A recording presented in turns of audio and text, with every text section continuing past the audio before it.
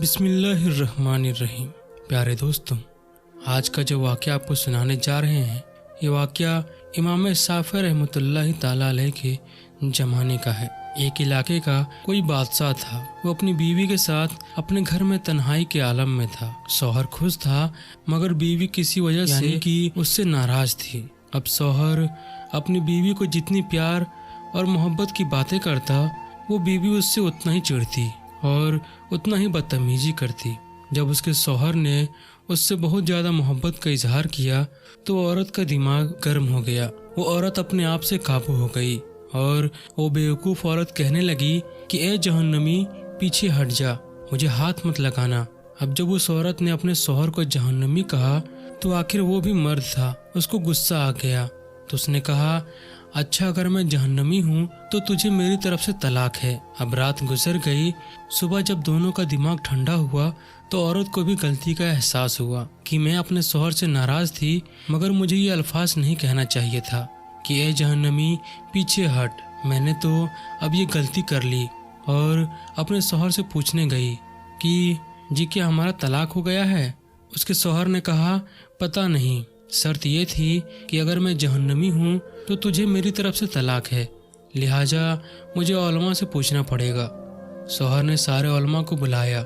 उलमा कहने लगे, इसका जवाब तो हम नहीं दे सकते, इसलिए कि अब कौन गारंटी दे सकता है कि आप जहन्नमी नहीं हैं।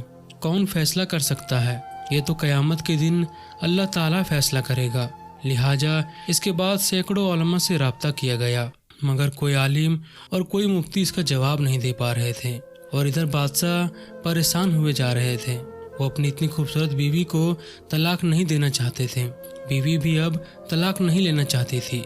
चुनांचे इमाम साफ़ी रहमतुल्लाहि ताला अलैहि को किसी ने बताया कि हजरत फला इलाके में ये वाक़या पेश आया है। उन्होंने फरमाया कि मुझे वहाँ ले चलो, मैं ये सवाल का जवाब दे सकता हूँ। चुनांचे इमाम साफ़ी रहमतुल्लाहि ताला उस बादशाह के यहाँ पहुँचे और बादशाह से पूछा कि क्या वाक़या पेश आया है।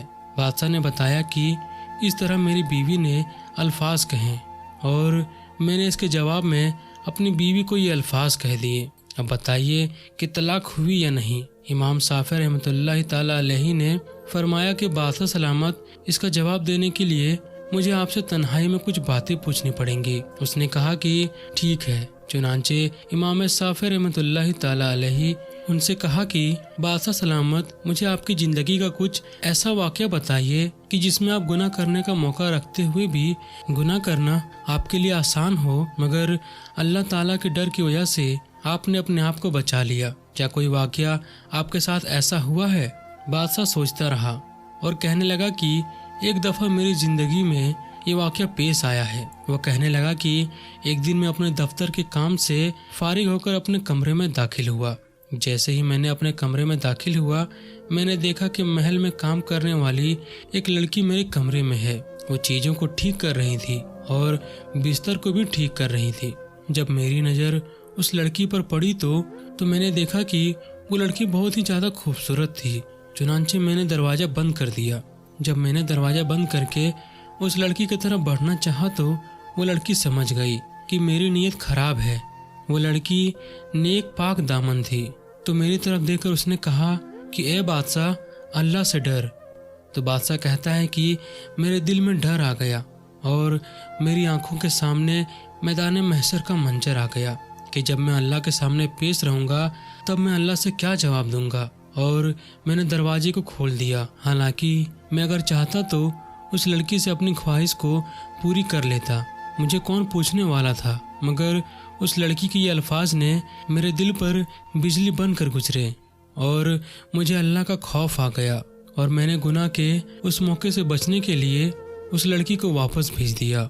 और ये एक गुनाह है जो मैं कर सकता था, मगर अल्लाह के खौफ की वजह से नहीं किया।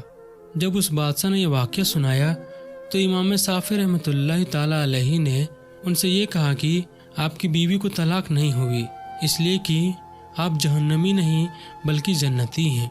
जब उन्होंने ये फतवा दिया तो सारे उलमा बहस करने लगे कि आप कैसे जन्नत की बसारत दे सकते हैं, कि आप कहें कि ये बंदा जन्नती है और ये बंदा जहन्नमी है।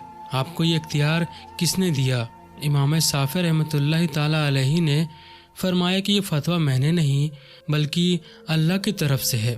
یہ فتویٰ اللہ تبارک و تعالیٰ نے قرآن مجید میں خود عطا فرمایا ہے۔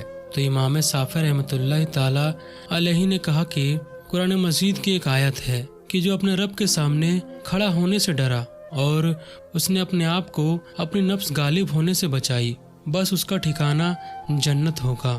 اللہ نے جو کہ فرما دیا۔ میں فتویٰ دیتا ہوں کہ اس کبیرہ گناہ سے بچنے کی وجہ سے یہ بندہ قیامت کے دن جنت میں داخل ہوگا۔ جو لڑکیاں گناہ کی دعوت ملنے کے باوجود بھی اپنے آپ کو مضبوط رکھتی ہے اور جو اپنی عزت اور پاک دامنی کو مضبوط رکھتی ہے اور گناہ کی دعوت دینے والے کو انکار کر دیتی ہے، تو ایسی لڑکیوں کو قیامت کے دن جنت میں ڈالا جائے گا اور انہیں اللہ کا دیدار عطا کیا جائے گا۔ اللہ تعالیٰ ہم سب کو پاک دامنی کی زندگی گزارنے کی توفیق عطا فرمائے۔ ایک مرد کا خواب ہوتا ہے کہ اسے ایک پرفیکٹ بیوی ملے اور ایک عورت چاہتی ہے کہ اسے ایک پرفیکٹ شوہر ملے، مگر وہ یہ نہیں سمجھتے کہ اللہ تعالیٰ نے انہیں ایک دوسرے کو مکمل کرنے کے لیے بنایا ہے۔ بیوی کی خواہش اور خوشیوں کا خیال رکھنے کا شوہر کی ذمہ داری ہے، کیونکہ وہ آپ کے علاوہ کسی سے نہیں کہہ سکتی۔ شوہر کا پیار وقت ہی بیوی کے لیے سب سے بہترین تحفہ ہے۔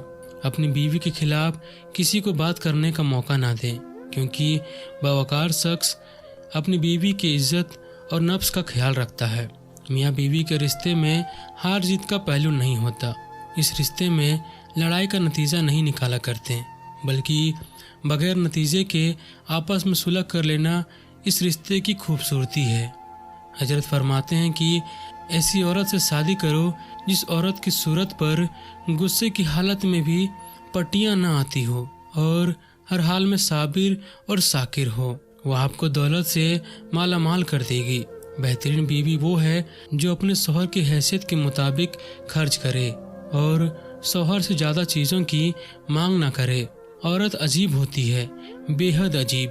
اسے فتح ہونے کا شوق ہوتا ہے، چاہے کوئی اس کا ذکر کرے یا نہ کرے، مگر یہ ان کا ایک شوق ہوتا ہے کہ کوئی اسے ایک حد تک چاہے، اپنی عادی بنا لے اور وہ اس کے بغیر سانس نہ لے پائے۔ جو چیز تم سے لے لی گئی ہے، اور عنقریب اللہ تعالیٰ تمہیں وہ چیز عطا کرے گا جس کی تمہیں توقع بھی نہ تھی۔ ہر چیز اللہ تعالیٰ کے اختیار میں ہے، اس کا بھروسہ رکھو اور آسمان کی طرف دیکھ کر مسکراتے رہو اور کبھی خود کو بے سہارا نہیں سمجھو۔ تو دوستوں، آج کی اس ویڈیو میں بس اتنا ہی۔ اگر آپ کو یہ ویڈیو اچھی لگی ہوگی تو اس ویڈیو کو لائک کر کے ہمارے چینل کو ضرور سبسکرائب کیجیے گا۔ تو میں ملتا ہوں آپ کو ایک ایسے ہی نئی ویڈیو میں، تب تک کے لیے آپ اپنا اور اپنے گھر والوں کا خیال رکھیں۔ خدا حافظ۔